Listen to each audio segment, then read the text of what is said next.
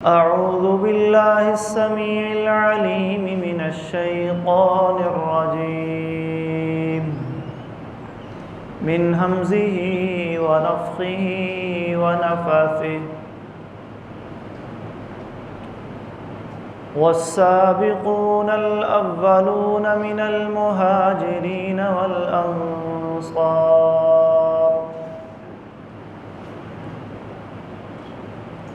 والذين اتبعوهم بإحسان رضي الله عنهم ورضوا عنه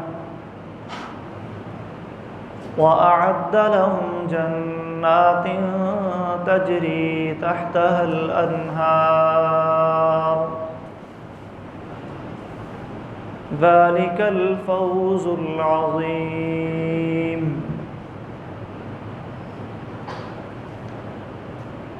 قال النبي صلى الله عليه وآله وسلم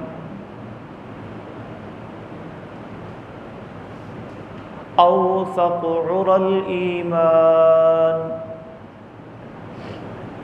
الحب في الله والبغض في الله.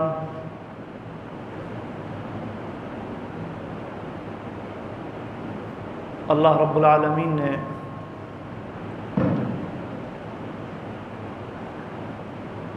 نبی کائنات صلی اللہ علیہ وآلہ وسلم کے لیے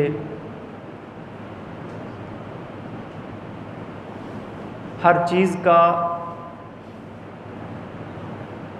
انتخاب کیا ہے.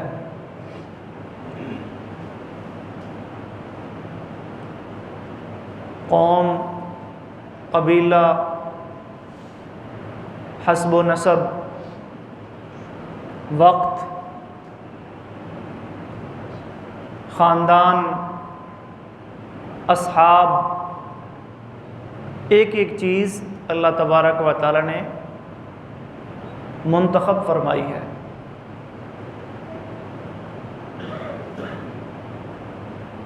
نبی مکرم صلی اللہ علیہ وسلم فرماتے ہیں ان اللہ اصطفیٰ کنانۃ من ولد اسماعیل. اللہ نے اسماعیل علیہ السلام کی اولاد میں سے کنانہ کا انتخاب کیا. واصطفیٰ قریشم من کنانہ، اور پھر کنانہ میں سے آگے جا کر قبیلہ قریش کا انتخاب کیا. واصطفیٰ بنی ہاشم من قریش، اور پھر قریش کی جو آگے شاخیں تھیں، مختلف خاندان تھے، ان میں سے خاندان بنو ہاشم کا انتخاب کیا. واصطفانی من بنی ہاشم، اور پھر خاندان بنو ہاشم میں سے اللہ نے مجھے چنا، میرا انتخاب کیا. اور جو شہر اللہ تبارک و تعالی نے اپنے نبی کی بعثت اور پیدائش کے لیے منتخب فرمایا، اس کا بھی قرآن مجید میں ذکر فرمایا. بلد امین والتین والزیتون وطور سینین وہذا البلد الامین. اس کی قسم اٹھائی کہ یہ امن والے شہر کی قسم. اور ایک جگہ فرمایا لا اقسم بہذا البلد وانت حل بہذا البلد. اور نبی صلی اللہ علیہ وسلم کے لیے اللہ تبارک و تعالی نے جو نسل چنی ہے، اس کے بارے میں آپ فرماتے ہیں ولدت من نکاح لا من سفاح من لدن آدم الی والدیہ، کہ آدم علیہ السلام سے لے کر میرے والدین تک اللہ نے میرے لیے جس خاندان کا، جس نسل کا، جس ذریت کا انتخاب فرمایا ہے، یہ ساری کی ساری نسل نکاح کے ذریعے آگے بڑھی ہے. میرے آباء و اجداد میں سے میری پچھلی پشتوں میں سے کسی ایک نے بھی زنا نہیں کیا، بدکاری نہیں کی۔ اتنا پاکیزہ خاندان اللہ تبارک و تعالیٰ نے ہمارے نبی صلی اللہ علیہ وسلم کو عطا فرمایا ہے۔ اور پھر جس قوم کا انتخاب کیا، عرب قوم، اگرچہ آپ صلی اللہ علیہ وسلم کافۃ للناس، ساری انسانیت کے لیے، قل یا ایھا الناس انی رسول اللہ الیکم جمیعا، اے لوگوں میں تم سب کی طرف اللہ کا رسول بنا کے بھیجا گیا۔ نبی آپ سب کے ہیں، عربوں کے بھی، عجموں کے بھی، مشرق مغرب شمال جنوب، دنیا میں جتنے بھی علاقے اور سمتیں اور افراد کسی بھی قوم قبیلہ اور خاندان سے تعلق رکھتے ہیں، ان سب کے آپ نبی ہیں۔ لیکن آپ کی بعثت کے لیے جس قوم کا آپ نے انتخاب فرمایا وہ عرب قوم ہے، اسی لیے آپ کو نبی عربی بھی کہا جاتا ہے۔ نبی آپ پوری کائنات کے لیے، آپ کی نبوت اور رسالت کائنات کے تمام افراد کے لیے اور قیامت تک کے لیے ہے۔ آپ کے بعد کوئی نبی اور رسول نہیں آئے گا، اسی لیے آپ کو کافۃ للناس، ساری انسانیت کا نبی بنا کے بھیجا۔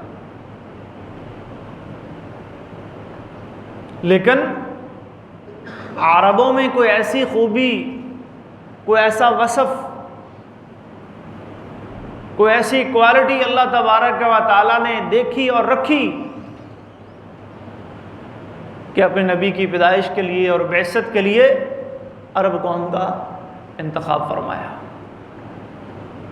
اسی طرح اللہ تبارک و تعالیٰ نے آپ کو جو ساتھی دیے، اصحاب دیے، آپ کے جو صحابہ ہیں، صحابی کہتے ہیں جس شخص نے ایمان کی حالت میں رسول اللہ صلی اللہ علیہ وسلم کو دیکھا ہو، آپ سے ملاقات کی ہو، کیونکہ کئی صحابہ ایسے بھی ہیں جن کو اللہ نے آنکھیں نہیں دی تھیں، جیسے ابن ام مکتوم تھے۔ اب ان کی کئی دفعہ آپ سے ملاقات ہوئی ہے، لیکن انہوں نے آپ کو دیکھا ہے یا ملاقات ہوئی ہے حالت ایمان میں، اور حالت ایمان میں ہی وفات ہو گئی، ایمان کی حالت میں ہی وفات ہو گئی۔ اس کو صحابی کہتے ہیں، جس کی جمع صحابہ آتی ہے، اصحاب بھی بولی جاتی ہے، صحابہ بھی بولی جاتی ہے۔ صحابی ہونا ایک بہت بڑا اعزاز ہے، بہت بڑا اعزاز ہے۔ رسول اللہ صلی اللہ علیہ وسلم فرماتے ہیں طوبیٰ، خوشخبری ہے، لمن، اس شخص کے لیے، رآنی، جس نے مجھے دیکھا، وآمن بی، اور مجھ پر ایمان لایا۔ بشارتیں دی اللہ کے نبی نے۔ اور ایک جگہ فرمایا لا تمس النار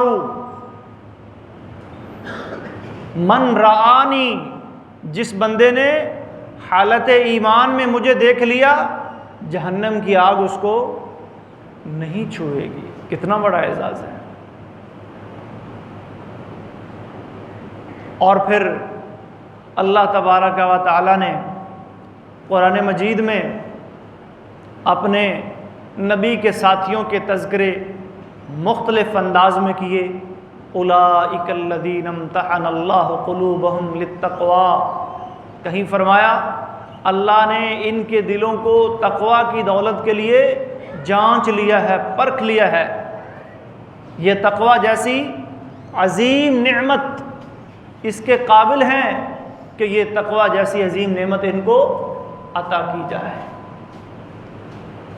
کہیں فرمایا والسابقون الاولون من المہاجرین والانصار، آگے بڑھ کر ایمان لانے والے، سبقت لے جانے والے مہاجرین میں سے اور انصار میں سے،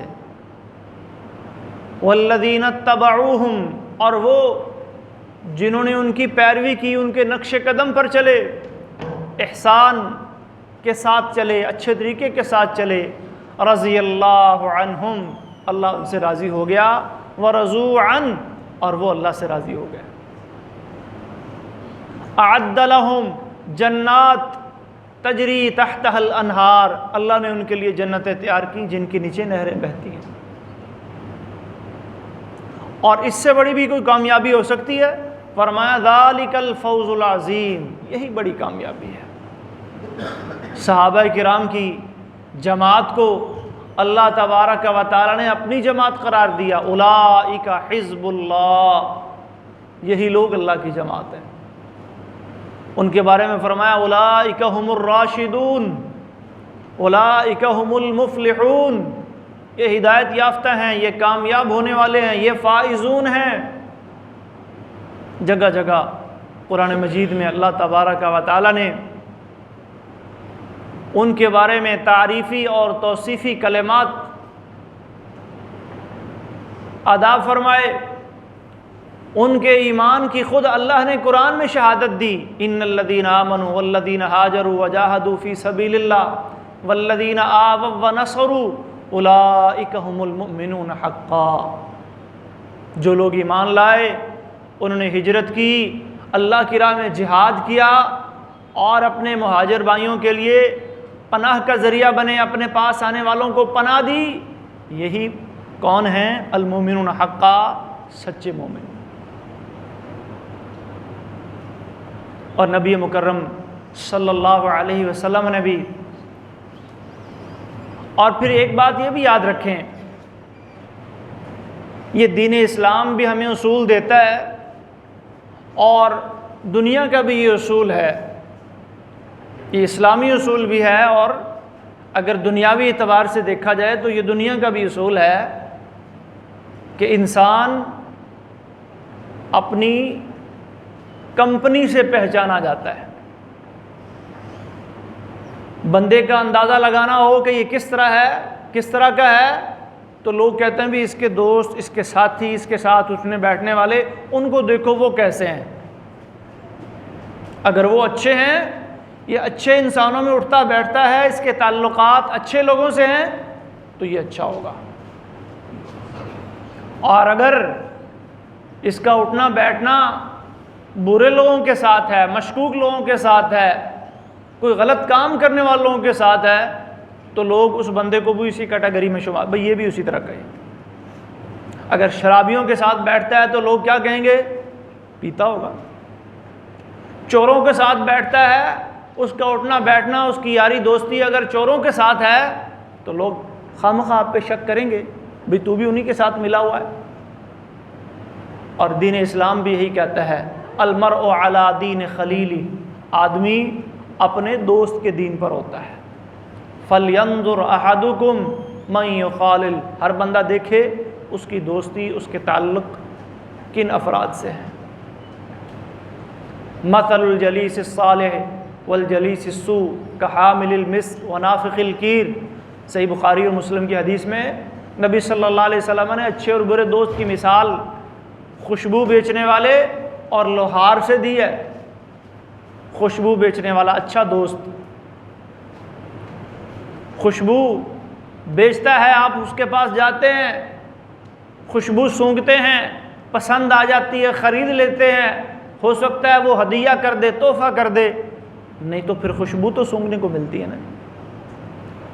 اور برے دوست کی مثال اللہ کے نبی نے لوہار کے ساتھ دی ہے، لوہا آگ میں ڈال کر اسے پگھلانے والا، اس سے مختلف چیزیں بنانے والا۔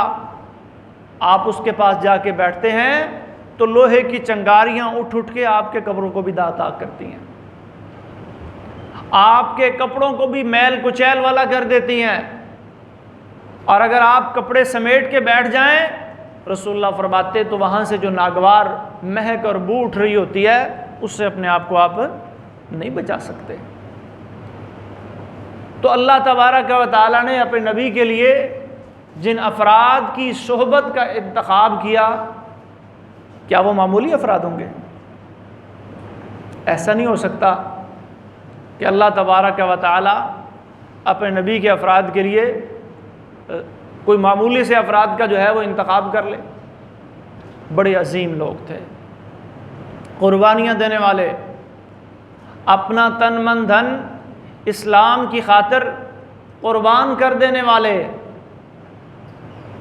اسی لیے نبی مکرم صلی اللہ علیہ وسلم نے اپنے ان اصحاب کے بارے میں فرمایا کہ ان کا ایمان اور ان کے ایمان کا معیار اس قدر بلند اور اونچا ہے کہ اگر میرا کوئی صحابی، صحیح بخاری کی حدیث ہے، اگر میرا کوئی صحابی اپنے ہاتھوں سے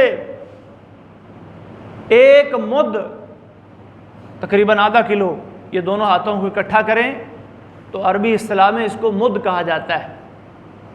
ایک مد اگر اللہ کی راہ میں خرچ کرتا ہے، آدھا کلو گندم یا چاول یا کوئی چیز صدقہ کرتا ہے، اور بعد میں آنے والے افراد احد پہاڑ کے برابر سونا خرچ کر لیں، لو ان احدکم انفق مثل احد ذهبا، اگر تم میں سے کوئی شخص بعد میں آنے والوں احد پہاڑ کے برابر سونا بھی خرچ کر ڈالے نا جی، ما بلغ مد احدہم، تو ان میں سے کسی ایک کے ایک مد اللہ کی راہ میں جو انہوں نے دیا ہے اس کے برابر تم نہیں پہنچ سکتے۔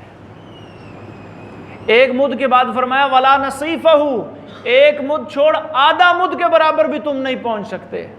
ایک پاؤ اگر انہوں نے خرچ کیا ہے، تم احد پہاڑ، کتنا بڑا پہاڑ ہے احد پہاڑ، میلوں پھیلا ہوا، تم اتنا بھی اللہ کی راہ میں سونا خرچ کر دو نا، تم وہ درجہ، وہ معیار، وہ حیثیت، وہ مقام حاصل نہیں کر سکتے جو میرے صحابہ نے کر لیا ہے۔ بخاری اور مسلم کی ایک حدیث ہے، نبی کریم صلی اللہ علیہ وسلم نے فرمایا النجوم امانۃ للسماء، ستارے جب تک آسمان پر موجود ہیں، چمک رہے ہیں، جگمگا رہے ہیں، آسمان محفوظ ہے، آسمان سلامت ہے۔ فَإِذَا ذَهَبَتِ النُّجُومُ، جب ستارے بے نور ہو کر گر پڑیں گے، اللہ کا حکم آئے گا اور یہ ستارے وَإِذَا النُّجُومُ انْكَدَرَتْ انْتَثَرَتْ، ٹوٹ جائیں گے، بکھر جائیں گے، گر پڑیں گے، آسمان تباہ ہو جائے گا، برباد ہو جائے گا، قیامت کا سلسلہ شروع ہو جائے گا۔ تو ستاروں کا آسمان پر جگمگانا اس کے محفوظ ہونے کی علامت ہے۔ اور پھر فرمایا انا امانۃ، میں اپنے امت کے افراد کے لیے، اپنے صحابہ کے لیے امن و سلامتی کی علامت ہوں، نشانی ہوں۔ فَإِذَا ذَهَبْتُ أَنَا، جب میں چلا جاؤں گا، عطا اصحابی ما یوعدون، تو میرے صحابہ پر وہ تکلیفیں، وہ آزمائشیں اور وہ فتنے آئیں گے جن کا ان سے وعدہ کیا جائے گا۔ اور پھر فرمایا کہ اصحابی، میرے صحابہ امانۃ لامتی، میری امت کے لیے امن کا باعث ہیں۔ فَإِذَا ذَهَبَ اصحابی، جب میرے صحابہ چلے جائیں گے تو پھر میری امت پر وہ تکلیفیں، وہ مصائب اور وہ مصیبتیں آئیں گی جن کا ان سے وعدہ کی۔ تو صحابہ کرام رضی اللہ عنہم اجمعین کی موجودگی ہی امت کے لیے کیا ہے؟ باعث خیر و برکت۔ بخاری کی ہی ایک اور حدیث ہے، نبی کریم صلی اللہ علیہ وسلم نے فرمایا کہ کچھ لوگ جنگ کے لیے نکلیں گے اور پوچھیں گے حل فیکم من صاحب رسول اللہ، کیا تم میں رسول اللہ کا کوئی صحابی موجود ہے؟ پوچھا جائے گا، لشکر میں رسول اللہ صلی اللہ علیہ وسلم کا کوئی صحابی موجود ہے؟ فیقولون نعم، لوگ کہیں گے ہاں جی فلاں فلاں صحابی موجود ہیں۔ صحابہ کی موجودگی ہی لوگوں کے لیے اس قدر حوصلے کا باعث ہوگی، اس قدر برکت کا باعث ہوگی کہ اس جہاد میں اللہ انہیں فتح عطا فرمائیں گے۔ اور پھر ایک وقت آئے گا، لوگ جہاد کے لیے نکلیں گے اور پوچھیں گے حل فیکم من صاحب اصحاب رسول اللہ، کیا تم میں سے کوئی ایسا بندہ ہے جو رسول اللہ کے ساتھیوں کا آگے شاگرد ہو، یعنی تابعی، ساتھیوں کا ساتھی ہو؟ لوگ کہیں گے ہاں تابعی موجود ہیں۔ پھر جہاد کے لیے نکلیں گے تو اس انسان یا ان انسانوں کی برکت کی وجہ سے جو رسول اللہ کے صحابہ کے آگے شاگرد ہیں، ساتھی ہیں، اس جہاد میں بھی اللہ فتح عطا فرمائیں گے۔ اور پھر تیسرا مرحلہ آئے گا جس میں لوگ سوال کریں گے حل فیکم من صاحب اصحاب رسول اللہ، پھر 3 صدیوں کے لوگ۔ اس کو ایک حدیث میں نبی صلی اللہ علیہ وسلم نے یوں بھی بیان فرمایا خیر الناس قرنی ثم الذین یلونہم ثم الذین یلونہم، بڑی مشہور حدیث ہے۔ بہترین لوگ کون ہیں؟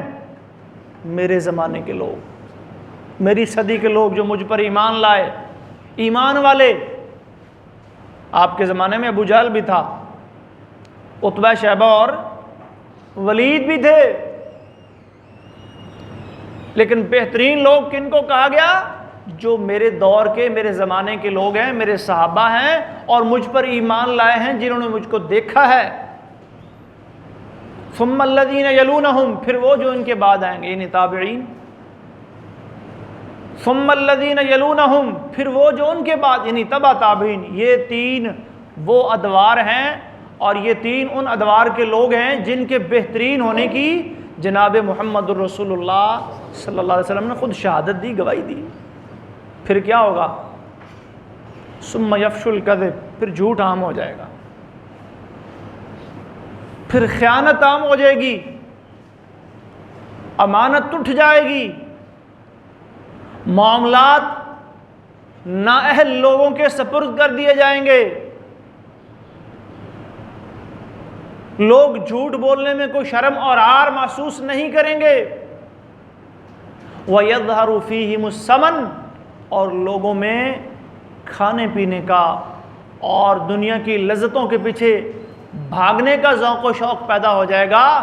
اللہ کے دین کے لیے قربانیاں دینے والے لوگ ختم ہو جائیں گے۔ سمن کہتے ہیں موٹاپے کو۔ ظاہر ہے جب زیادہ کھائیں پئیں گے تو پھر بہت زیادہ موٹے ہو جائیں گے، یعنی موٹاپا ایک روحانی اور جسمانی بیماری کی شکل میں لوگوں میں عام ہونا شروع ہو جائے گا۔ سیأتی علی الناس سنوات خداعات، پھر ایسے سال آئیں گے یصدق فیہن الکاذب ویکذب فیہن الصادق، جس میں سچے کو جھوٹا اور جھوٹے کو سچا مانا جائے گا۔ وَيُؤْتَمَنُ فِيهَا الْخَائِنُ وَيُخَوَّنُ فِيهَا الْأَمِينُ، خائن کو امین اور امین کو خائن قرار دیا جائے گا۔ وَيَنْتِقُ فِيهِمُ الرُّوَيْبِضَةُ، اور معمولی قسم کے افراد اس میں بولیں گے، للکاریں گے۔ قیل وما الرویبضہ، پوچھا گیا جی رویبضہ کیا ہوتا ہے؟ فرمایا الرجل التافہ یتکلم فی امر العامہ، معمولی آدمی جو عوام الناس کے مسائل پر ڈسکس کر رہا ہے۔ جاہل قسم کے افراد لوگوں کے لیڈر بن جائیں گے، سیاسی میدان میں، مذہبی میدان میں، معاشی میدان میں نااہل لوگ آ جائیں گے، لیڈرشپ ان لوگوں کے پاس چلی جائے گی۔ پھر نتیجہ کیا نکلے گا؟ جھوٹ عام ہوگا، خیانت عام ہوگی، دین سے بیزاری اور الحاد بڑھے گا۔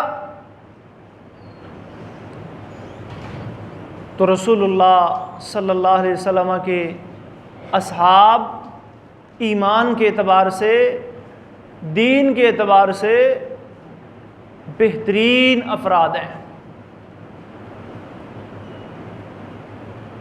ان کے ہمارے اوپر کچھ حقوق ہیں، جس طرح والدین کے حقوق ہوتے ہیں اولاد پر، اور اولاد کے حقوق ہوتے ہیں والدین پر، میاں بیوی کے ایک دوسرے پر حقوق ہوتے ہیں، پڑوسیوں کے ایک دوسرے پر حقوق ہوتے ہیں، اہل محلہ کے ایک دوسرے پر حقوق ہوتے ہیں۔ اسی طرح صحابہ کرام کے بھی ہم پر کچھ حقوق ہیں، ہماری کچھ ذمہ داریاں ہیں، ہمارے کچھ فرائض ہیں جو ہم نے صحابہ کے حوالے سے پوری کرنی ہیں۔ ان کے حقوق ہیں اور ہمارے وہ فرائض ہیں، ہماری وہ ذمہ داریاں ہیں۔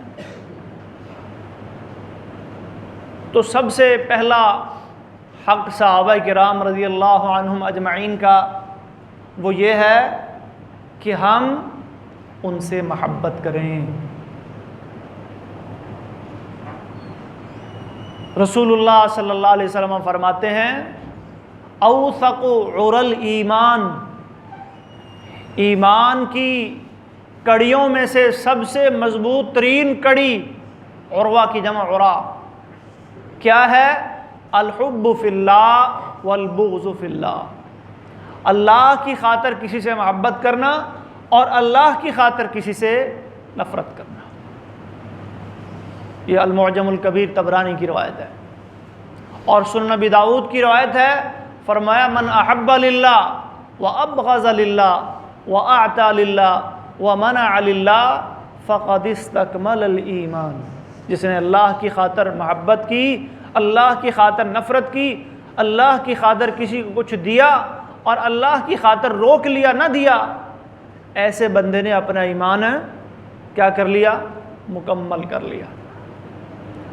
اور صحیح مسلم کی حدیث ہے، بخاری میں بھی ہے، رسول اللہ صلی اللہ علیہ وسلم نے فرمایا آیت الایمان، ایمان کی نشانی اور علامت یہ ہے حب الانصار، میرے انصاری صحابہ سے محبت کرنا۔ وآیت النفاق، اور نفاق کی نشانی کیا ہے؟ بغض الانصار، میرے صحابہ سے، خاص طور پر انصار صحابہ سے کیا کرنا؟ نفرت کرنا۔ تو صحابہ کرام کا پہلا حق ہمارے اوپر کیا ہے؟ اور ہمیں بلکہ اللہ نے ایک دعا سکھائی ہے قرآن میں، جو اکثر آپ سنتے اور پڑھتے بھی رہتے ہیں، وَلَا تَجْعَلْ، اس دعا کے اندر یہ کلمات ہیں، وَلَا تَجْعَلْ فِي قُلُوبِنَا غِلًّا لِلَّذِينَ آمَنُوا رَبَّنَا إِنَّكَ رَؤُوفٌ الرحیم، اے اللہ تو ہمارے دلوں میں کبھی پہلے جو ایمان والے لوگ گزر چکے ہیں ان کے بارے میں کینہ نہ ڈالنا، نفرت نہ ڈالنا کہ ہم ان سے نفرت کرنے والے بن جائیں، بلکہ ہمارے دلوں میں ان کی محبت پیدا فرما۔ ابو ہریرہ رضی اللہ تعالی عنہ، جن کے لیے نبی کریم صلی اللہ علیہ وسلم نے بے شمار دعائیں کی تھیں، جن میں سے ایک دعا یہ بھی تھی کہ اے اللہ دنیا میں اس روئے زمین پر جتنے بھی ایمان والے ہیں سب کے دل میں ابو ہریرہ کی محبت ڈال دے۔ اللہم حبب عبیدک ھذا، اے اللہ اپنے اس چھوٹے سے بندے کو ایمان والوں کا محبوب بنا دے، اپنا محبوب بھی بنا دے، اور دنیا میں جتنے بھی ایمان والے ہیں سب کا محبوب اس ابو ہریرہ کو بنا دے۔ ابو ہریرہ رضی اللہ تعالیٰ عنہ کہا کرتے تھے، یہی وجہ ہے کہ دنیا میں جتنے بھی ایمان والے ہیں آپ دیکھیں گے کہ وہ مجھ سے کیا کرتے ہیں؟ محبت کرتے ہیں۔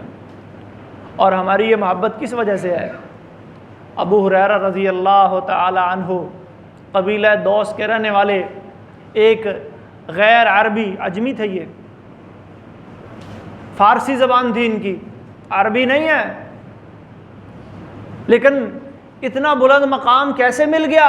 رسول اللہ کی صحبت کی وجہ سے، رسول اللہ صلی اللہ علیہ وسلم کی حدیث اور سنت کو یاد کرنے اور دین کو سیکھنے اور پھر آگے سکھانے کی وجہ سے یہ اتنا بلند مقام مل گیا کہ دنیا میں کوئی بھی مسلمان یا مومن جہاں کہیں بھی بستا ہے وہ ابو ہریرہ رضی اللہ تعالیٰ عنہ سے محبت کرتا ہے اور آپ کے نام سے واقف ہے۔ تو پہلا حق کیا ہے جی؟ ان سے محبت کرنا۔ دوسرا حق ہے کہ اللہ تبارک و تعالیٰ نے صحابہ کرام رضی اللہ عنہم اجمعین کو جو فضائل اور مناقب دیے ہیں ان پر ایمان رکھنا، جو ابھی بیان ہوئے آپ کے سامنے کہ قرآن میں اللہ نے ان کے ایمان کی شہادتیں دی، ان کی کامیابی کی گارنٹیاں دی، انہیں رحمتوں کی بشارتیں دی، ان کے لیے جنتیں تیار کیں۔ والسابقون الاولون من المہاجرین والانصار اولئک الذین امتحن اللہ قلوبہم للتقوی ولیکن اللہ حبب الیکم الایمان وزینہ فی قلوبکم، اللہ نے ایمان کو تمہارے لیے پسند کر لیا، ایمان کو تمہارے دلوں میں آراستہ کر دیا، خوبصورت بنا کے رکھ دیا۔ وکرہ الیکم الکفر والفسوق والعصیان، یہ ساری فضیلتیں قرآن و سنت میں، کتاب و سنت میں جو بیان ہوئی ہیں، ان سب پر ایمان رکھنا۔ تیسرا حق کیا ہے کہ صحابہ کرام کے جو فضائل و مناقب کتاب و سنت میں بیان ہوئے ہیں جو ترتیب اللہ اور اللہ کے رسول نے بیان کی ہے ہم بھی اسی ترتیب کو قائم دائم رکھیں۔ اپنی مرضی سے کسی ایک کو اونچا کر دینا یا دوسرے کو نیچا کر دینا یا کسی صحابی کا مقام و مرتبہ بیان کرتے ہوئے کسی دوسرے کی تنقیص یا دوسرے پر تنقید شروع کر دینا، یہ غلط بات ہے۔ یہ صحابہ تو درکنار، انبیاء کرام کے بارے میں بھی ہمارا یہ عقیدہ نہیں ہونا چاہیے۔ قرآن کریم میں اللہ تعالیٰ فرماتے ہیں تلک الرسل فضلنا بعضهم علی بعض، یہ جتنے بھی رسول ہیں ہم نے بعض کو بعض پر فضیلت دی، منہم من کلم اللہ، بعض سے اللہ نے کلام کیا، ورفع بعضهم درجات، بعض کو اللہ نے بلند درجات دیے، وآتینا عیسی ابن مریم البینات، عیسیٰ ابن مریم کو ہم نے واضح نشانیاں دی۔ رسول اللہ صلی اللہ علیہ وسلم کی تعلیمات میں بھی یہی ملتا ہے۔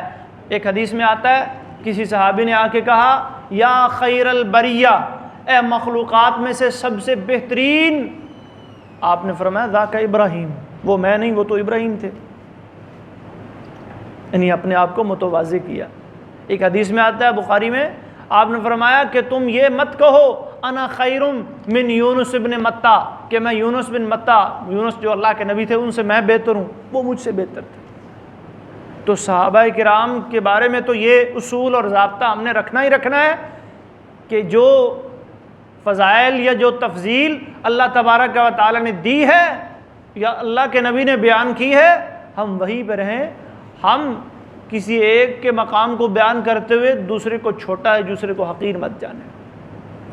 تو صحابہ میں ترتیب کیا ہے سب جانتے ہیں کہ خلفائے راشدین کا مرتبہ جو ہے باقی تمام صحابہ میں سب سے اعلیٰ ہے، جن میں سر فہرست سیدنا ابو بکر، سیدنا عمر، سیدنا عثمان اور سیدنا علی رضی اللہ تعالی عنہم اجمعین۔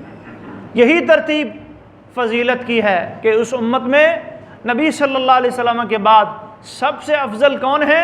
جناب ابو بکر صدیق رضی اللہ تعالیٰ عنہ، اور ان کے بعد عمر فاروق رضی اللہ تعالیٰ عنہ، ان کے بعد عثمان ابن عفان رضی اللہ تعالیٰ عنہ، اور ان کے بعد علی ابن ابی طالب رضی اللہ تعالیٰ عنہ۔ خلافت میں بھی یہی ترتیب ہے اور فضیلت میں بھی یہی ترتیب ہے۔ پھر عشرہ مبشرہ، چار تو جن میں یہی آ گئے، اس کے علاوہ 6 ہیں جن میں عبد الرحمن ابن عوف، سعید بن زید، ابو عبیدہ بن جراح، طلحہ بن عبید اللہ، اور پھر دیگر صحابہ کرام، ان میں اہل بدر، اہل احد، اہل بیت رضوان، یہ ترتیب جو نبی صلی اللہ علیہ وسلم، اور پھر خواتین میں سے 3 خواتین کا مقام، سیدہ خدیجہ، سیدہ عائشہ اور سیدہ فاطمہ رضی اللہ عنہن، جو مقام ان کو حاصل ہے وہ کسی اور کو حاصل ہے نہیں ہے۔ خدیجہ رضی اللہ تعالی عنہا کے بارے میں نبی صلی اللہ علیہ وسلم نے فرمایا کہ دنیا میں مرد تو بہت سے کامل ہوئے ہیں لیکن عورتیں چند ایک ہی کامل ہوئی ہیں، جن میں ایک نام حضرت خدیجہ رضی اللہ تعالیٰ عنہ کا، ایک نام مریم بنت عمران حضرت عیسیٰ کی والدہ کا ہے،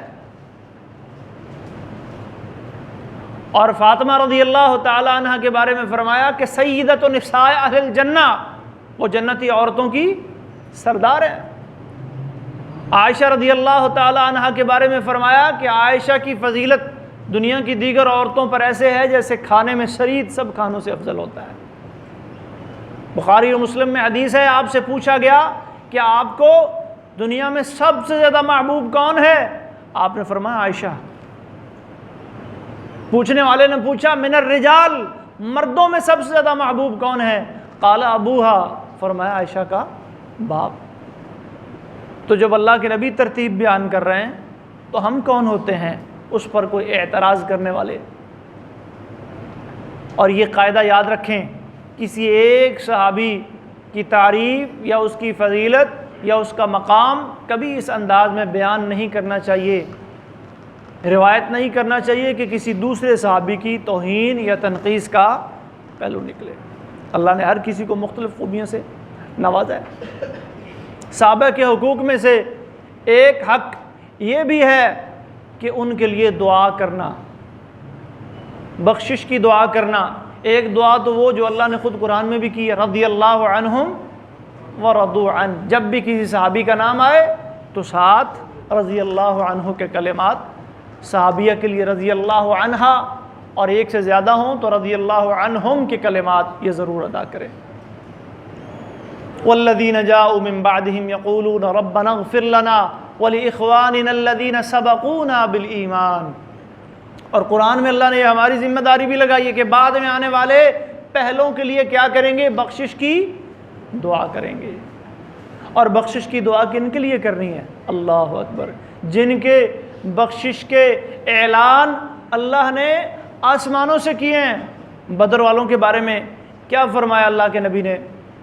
ایک دفعہ حضرت جبریل آئے اور پوچھنے لگے کہ تم بدریوں کو کیا مقام دیتے ہو؟ جو صحابہ بدر میں شریک ہوئے تھے ان کا کیا مقام ہے؟ تو اللہ کے نبی ہم میں سب سے اعلیٰ ہیں۔ فرمایا جو فرشتے آسمان سے بدر میں مدد کے لیے آئے تھے وہ آسمان کے فرشتوں میں بھی سب سے اعلیٰ ہیں۔ اور بدر والوں کی طرف اللہ نے جھانک کے دیکھا اور فرمایا اعملوا ما شئتم فقد غفرت لکم، جو چاہے مرضی کرو میں نے تم سب کو کیا کر دیا ہے؟ معاف کر دیا ہے۔ جن کے لیے بخشش کی دعائیں خود اللہ کے نبی نے بھی فرمائیں، اللہم لا عیش الا عیش الآخرہ فاغفر الانصار والمہاجرہ، اللہ زندگی تو آخرت کی زندگی ہے، میرے انصار صحابہ کو بھی بخش دے اور مہاجرین کو بھی بخش دے۔ تو ان کا ایک حق یہ بھی ہے ان کے لیے دعا کی جائے، ان کے لیے بخشش کے، ترحم کے، ترضی کے جو کلمات ہیں وہ ادا کیے جائیں۔ صحابہ کرام کا ایک حق یہ بھی ہے کہ ان کی جو انسانی تقاضوں کی وجہ سے غلطیاں ہو چکی ہیں، ان سے خطا ہو چکی ہے، کیونکہ ہم صحابہ کو معصوم نہیں مانتے۔ معصوم صرف انبیاء کرام ہوتے ہیں، صحابہ معصوم نہیں ہیں، وہ انسان ہیں اور انسان سے غلطی ہو سکتی ہے، لیکن ان کی غلطیوں کو اچھالنا نہیں ہے، سر بازار بیان نہیں کرنا، کیونکہ اللہ نے ان کے لیے معافی کے اعلان کر دیے ہیں۔ لقد عفا عنکم لقد تاب اللہ علی النبی والمہاجرین والانصار، اللہ نے ان کی معافیاں قبول کر لی ہیں، اللہ نے ان کے گناہ معاف کر دیے ہیں۔ ان الحسنات یذہبن السیئات، اللہ کے نبی نے ان کے لیے بخشش کی دعائیں کر دی ہیں، اللہ کے نبی ان کے لیے سفارشی بن گئے ہیں۔ وَلَوْ أَنَّهُمْ إِذْ ظَلَمُوا أَنفُسَهُمْ جَاءُوكَ فَاسْتَغْفَرُوا اللَّهَ وَاسْتَغْفَرَ لَهُمُ الرَّسُولُ لَوَجَدُوا اللَّهَ تَوَّابًا رَحِيمًا۔ صحابہ سے جب بھی کوئی خطا غلطی ہوتی، اللہ کے نبی مجھ سے یہ غلطی ہو گئی ہے، ماعز بن مالک، اللہ کے نبی خطا ہو گئی ہے، غامدیہ قبیلے کی عورت، اللہ کے نبی غلطی ہو گئی ہے، معافی مانگ لیں، سزا بنتی ہے تو سزا دے دیں۔ تو ان کے لیے تو اللہ کے نبی بخشش کی دعائیں کر گئے، اور ہم آج ان کی غلطیاں اچھالیں، فلاں صحابی سے یہ غلطی ہوئی، فلاں سے یہ غلطی ہوئی، فلاں سے یہ غلطی ہوئی۔ بلکہ اللہ کے نبی نے فرمایا اذا ذکر اصحابی فامسکوا، جب میرے صحابہ کی بات آئے تو خاموش ہو جاؤ، چپ کر جاؤ، کوئی فائدہ نہیں۔ لا یعنی چیزیں، من حسن اسلام المرء ترکہ ما لا یعنی، آدمی کے اسلام کی خوبی ہے کہ لا یعنی اور بے مقصد چیزوں کو چھوڑ دے، ان مسائل میں، ان چیزوں میں اپنے آپ کو الجھا کر اپنا ایمان اور اپنا عقیدہ خطرے میں مت ڈالو۔ آج سوشل میڈیا کی دنیا پہ بڑے فتنے ہیں، ان فتنوں میں سے ایک فتنہ یہ بھی ہے کہ صحابہ کرام رضی اللہ عنہم اجمعین کی شخصیات کے اوپر کیچڑ اچھالا جا رہا ہے، ان کو مطعون اور ان کو ہدف تنقید بنایا جا رہا ہے کہ فلاں صحیح تھا، فلاں غلط تھا، فلاں ایسا تھا، فلاں کی یہ خامی، فلاں کی یہ غلطی۔ اذا ذکر اصحابی، ہم کون ہوتے ہیں؟ ہم اپنے ایمان کو دیکھیں۔ اللہ نے ہم سے جو سوال کرنے ہیں، من ربوں کا، من نبیوں کا، ما دینوں کا، اللہ نے ہمیں جو نشانی بتائی ہے کہ میرے صحابہ سے محبت یہ ایمان کی نشانی تھی اور ان سے نفرت یہ نفاق کی نشانی تھی۔ محبت لے کے آئے ہو، نفرت لے کے آئے ہو، کیا لے کے آئے ہو؟ ہم سے تو اللہ نے یہ پوچھا نا۔ باقی ان کی خامیاں، کمیاں، کوتاہیاں اگر انسانی اور بشری تقاضوں کی وجہ سے ہیں، اللہ نے خود ان کے لیے معافی کے اعلان کر دیے ہیں، وہ اپنے اللہ کو جواب دے ہوں گے۔ تو ان کے حقوق میں سے یہ بڑا اہم حق ہے کہ صحابہ کرام کے جو آپس کے اختلافات ہیں، ان کی آپس کے جو تنازعات ہیں، بعض جنگیں بھی ہوئی ہیں، جنگ جمل، جنگ صفین، ہمارا کام یہ ہے کہ ہم خاموشی اختیار کریں، ہم خاموش ہو جائیں، ہم اپنی زبانوں کو فتنوں کا شکار نہ کریں، بلکہ ان کے دفاع میں ہماری زبانیں اٹھیں، ان کا ذکر خیر کرتے ہوئے ہماری زبانیں اٹھیں۔ نبی صلی اللہ علیہ وسلم کی حدیث ہے سنن نبی داود میں، من حالت شفاعتہ دون حد من حدود اللہ، کہ جس بندے نے اللہ کی حدود کے نفاذ میں کوئی رکاوٹ کھڑی کی، وہ رکاوٹ بن گیا، اس نے اللہ کے دین کی مخالفت کی۔ ومن خاصم فی باطل وہو یعلمہ، اور جو بندہ کسی معاملے میں جھگڑتا رہا، باطل چیز کے اوپر کھڑا رہا، جھگڑا کرتا رہا، مقدمے کرتا رہا، کیس پہ کیس کر رہا ہے، پتہ ہے میں غلط ہوں، میں صحیح نہیں ہوں، میں باطل پہ ہوں، پھر بھی لگا رہا، ایسا بندہ لم یزل فی سخط اللہ، ہمیشہ اللہ کی ناراضگی میں رہتا ہے جب تک وہ اپنا یہ معاملہ چھوڑ نہیں دیتا۔ اور آخری بات یہ سننے والی بات ہے، فرمایا ومن قال عن اخیہ المسلم، جس نے اپنے مسلمان بھائی کے بارے میں کوئی ایسی بات کہی ما لیس فی، جو اس میں نہیں ہے، اسکنہ اللہ ردغۃ الخبال، اللہ اسے ایک بڑی خطرناک جگہ پہ رکھیں گے۔ وہ کون سی جگہ ہے؟ ردغۃ الخبال۔ صحابہ نے پوچھا جی ردغۃ الخبال کیا ہے؟ فرمایا یہ کیچڑ والی جگہ ہے۔ یہاں کیچڑ کس چیز کا ہوگا؟ فرمایا کہ جہنمیوں کو جب جہنم میں جلایا جائے گا تو ان کے جلے ہوئے جسموں سے جو کچ لہو بہے گا، جو پیپ بہے گی، جو گند بہے گا، وہ گند اکٹھا ہو کے ایک جگہ پہ جمع ہوگا اور وہاں کیچڑ ہوگا۔